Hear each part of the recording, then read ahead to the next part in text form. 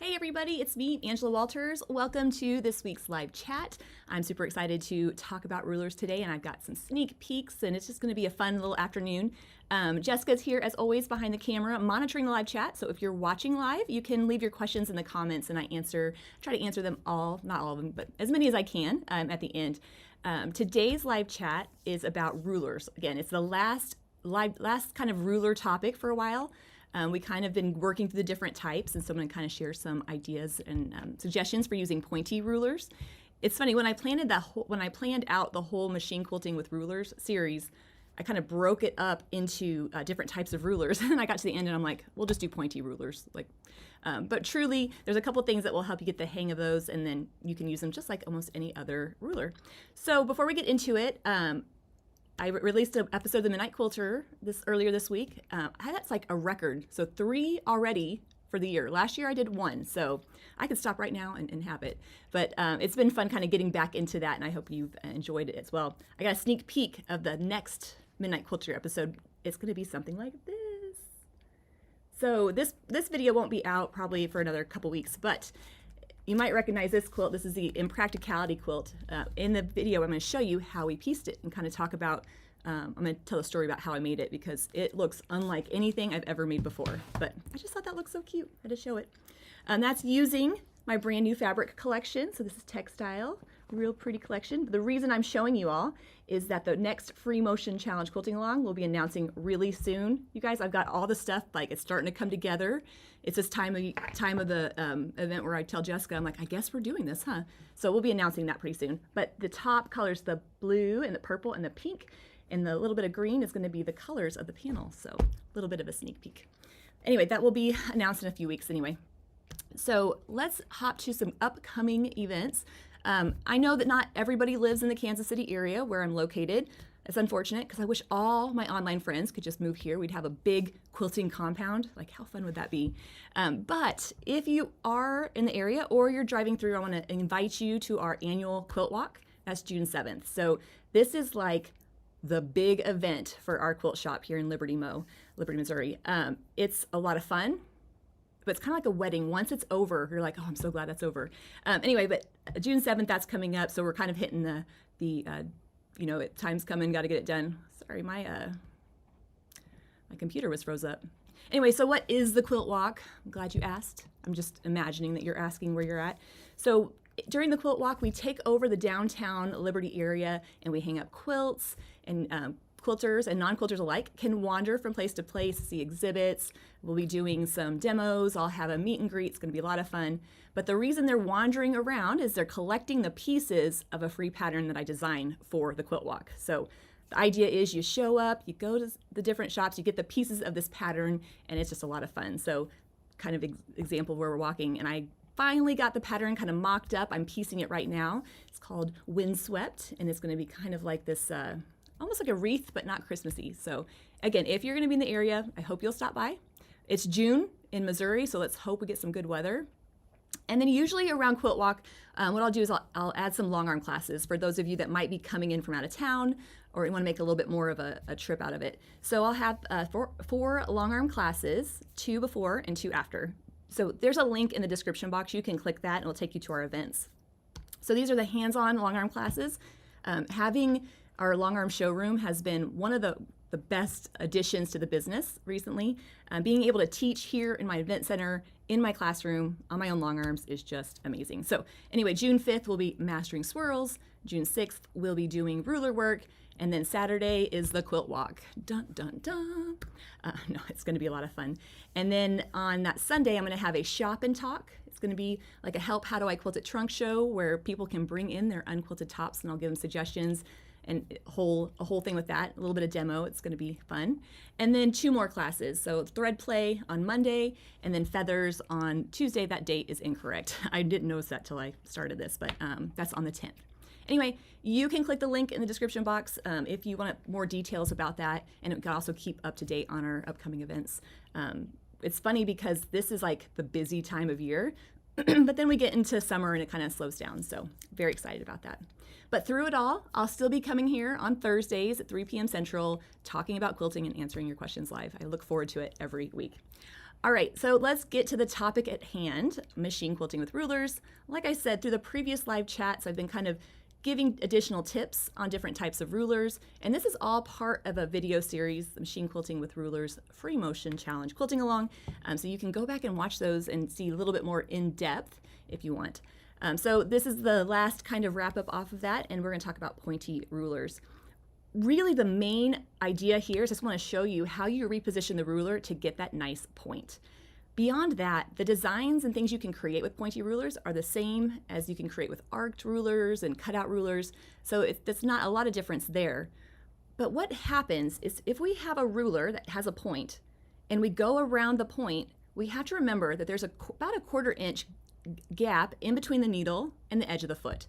So if I have the point of that Taj ruler right there and I just quilt around it, I'm going to get a shape that's a little bit more rounded, not perfectly pointed. And you can see I've circled it kind of in red.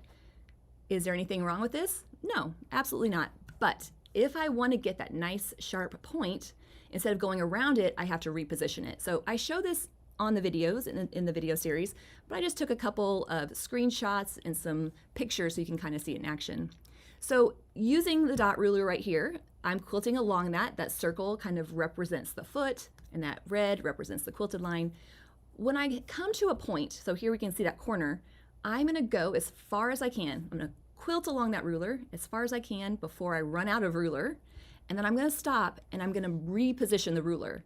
It doesn't take a lot. I'm just going to slide it down and under the foot. So basically, instead of going around that corner, I'm just repositioning it to the other side and continuing on. That is what's going to give me that nice sharp point. It's funny because it took me years to figure that out, so hopefully I can spare you from having to do the same. And then I can quilt along the other side of the ruler. Now on Dot, I think it's a she, Dot has a needle stop on the top where I'll just reposition to the other side of the foot. But if it didn't, I would just reposition like I did there. So I was kind of combing back through my pictures.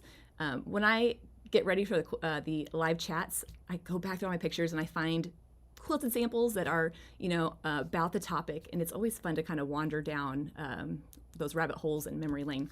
Anyway, so here is Dot in action. I'm quilting this kind of bigger border design. I'm quilting along the edge, but not going around that corner. I'm repositioning the ruler so that's now underneath the foot. So just kind of pulling it down. It's not a huge reposition. It only takes like a fraction of a second, but it definitely gives you that nice point. So here are the two pictures next to each other. So one on the left, I'm quilting up to that point, and on the second, that's where I move it down and then continue on. Now, if you have a ruler or if you're new to ruler quilting or new to your ruler, it might take a couple seconds to figure out, what you're doing there, but I promise once you get the hang of it, it goes really quickly. And then here we can see I've just repositioned to the other side of the ruler and continuing on down the other side. So the moral of this story is to get that sharp point, we have to reposition the ruler. Now, we talked last week about cutout rulers, and we talked about the inside of Dot here, and you can kind of see where it has that chevron point.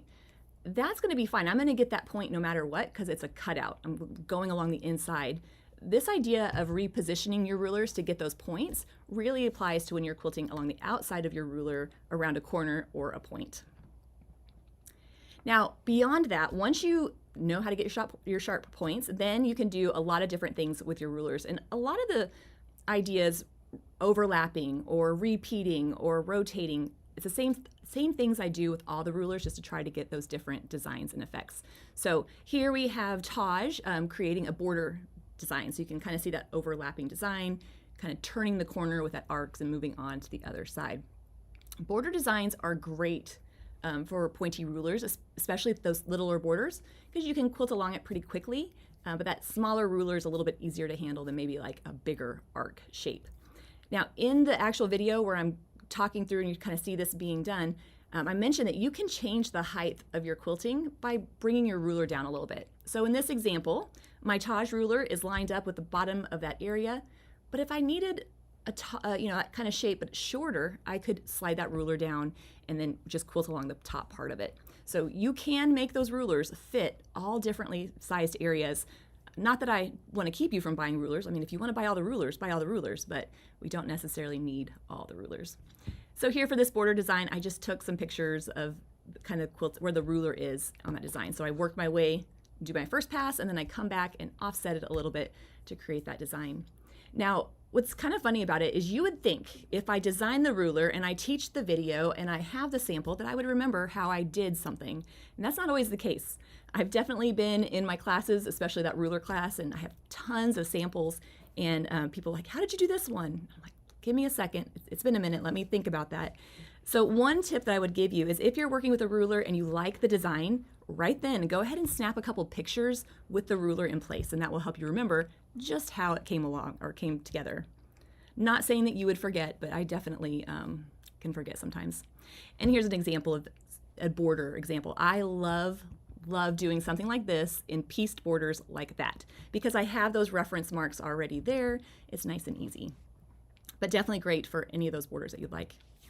Now, we've talked about motifs before. We've seen how you can use the cutouts to make a motif. In this example, we're going to just talk about quilting around the outside of the ruler. Now, this is not specific to pointy rulers. You can do this with an arc ruler. You can do it with really any shape. But I just want to show you some different examples here.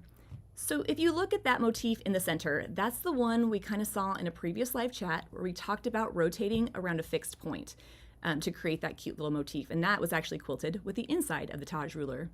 But you can go around the outside and create a shape like this. They don't have to always meet back in the center.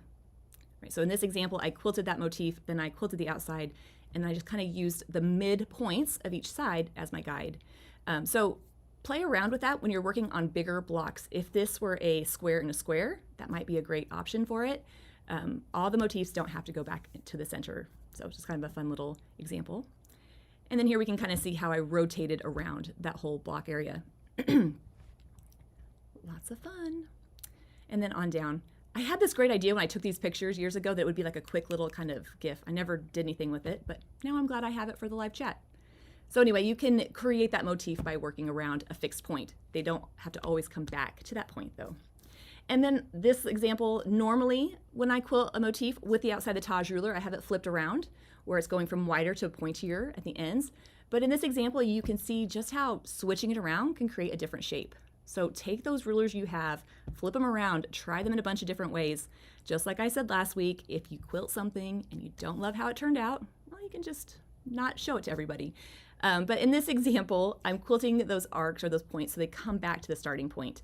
And we can kind of see with the ruler breakdown or the ruler placement how it goes together. But I just threw some arrows on here so you can kind of get the idea. With a motif, no matter what kind of ruler you're using, you're going to have to get comfortable going in a lot of different directions. If you're quilting along on a sewing machine, you can rotate the quilt if it's a smaller quilt, but it's going to be more efficient to quilt it, just by leaving the ruler or leaving the quilt in its orientation and changing the ruler. And for those of you that are quilting along with me on long arms, we can't change the orientation of our quilt, right? We have to really get comfortable using that ruler in all different directions. And a motif, quilting a motif, will help force you to get comfortable with that. All right, so then here you can see I've repositioned the ruler to the other side and quilted my way back down. Then you can see the next one, just kind of flipping it around, working along both sides, and then moving on. There are a couple other things like beyond the pointy rulers, just kind of a last wrap up, right? If you've been joining me for my previous live chats, I really appreciate you doing that. This would be kind of like the summation of it. Like, okay, great. Now you have some ideas to work with the rulers that you have. And lastly, kind of the last little bit of like inspiration and encouragement. So beyond quilting the designs, something you can do with your rulers to get the most out of them is to combine them with each other. So when we talk about I got this ruler and that ruler, I put them together, and now I have something else. And so here we can kind of see the wavy lines with the clamshell. Now, it's a little bit trickier as you're switching back and forth, especially with something like this, just because you're dealing with some irregular areas. So maybe not the first thing you start with when you're learning how to ruler quilt, but I promise once you get used to it and get the hang of it, it's going to be a snap, and you'll be using it in more advanced ways. And then lastly, you can combine it with free motion quilting. So one thing I say in the videos and probably at the beginning of this live chat series, a ruler is a tool. It's not a crutch, right? Use it when you need it, and then don't use it if you don't. Sometimes I might need it to quilt the circle to get nice and perfect, and other times I might not. So don't feel like it has to be all or nothing. It can be a little bit of both. Another way I kind of break up quilting with rulers, I love combining it with other free motion designs. Now, I believe that quilting with rulers is free motion quilting because you're moving the fabric or the machine. You're just using a template to help guide you along. One of the downsides for me is that it can be a little bit more tedious. It slows you down a little bit. It's just a little bit more time consuming. So being able to kind of switch back and forth between ruler work and free motion quilting helps keep me engaged, keep me from getting bored, and I also love the effect it gives. So here I just kind of found some pictures I had taken where I used the petunia ruler to quilt that circle and then filled in around it with swirls. This is a great way to tiptoe into something new, right? Let's say you have the petunia ruler and you're like, I want to try quilting arcs over the whole quilt. Okay, that can be a little scary, right? Instead of that, maybe just quilt a couple arcs here and there and use a free motion design to fill in between them. It's that idea of kind of tiptoeing into the pool as opposed to jumping in the deep end. Now, if you're like, I'm super adventurous and I want to dive right in, well then go for it for sure. So here I've used the free motion quilting or those swirls to kind of get out into space so I have room to quilt that element. Usually, not all the times, but usually when you see something like this, the ruler quilting goes first and then the filler fills in around it. But I need to have room to do it. So using the quilting to kind of get out there, pulling in my ruler, and then beginning to quilt along it. Now, this is the reason right here why I always have my ruler foot on my sewing machine and I always leave my ruler base on my long arm.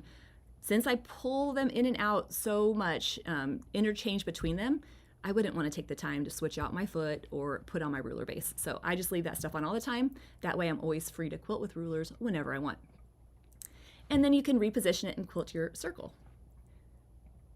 And there you can see it right there. Now I'm going to use the echoing and the filler to fill in the rest of the area and move on.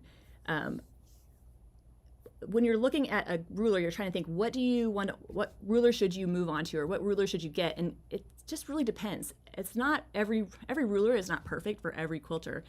If you are comfortable with quilting circles, then don't use a ruler. But a circle that big, I'm not good at getting it perfect. So I'm going to use the ruler for the things I need and then not use it for others. So the idea here is just kind of have fun with it and use it as a tool. And then you can see once that area is filled in, then I can meander on or swirl on to my next area and add more circles if I want. So use your free motion quilting or designs you already feel comfortable with to tiptoe into those other ones.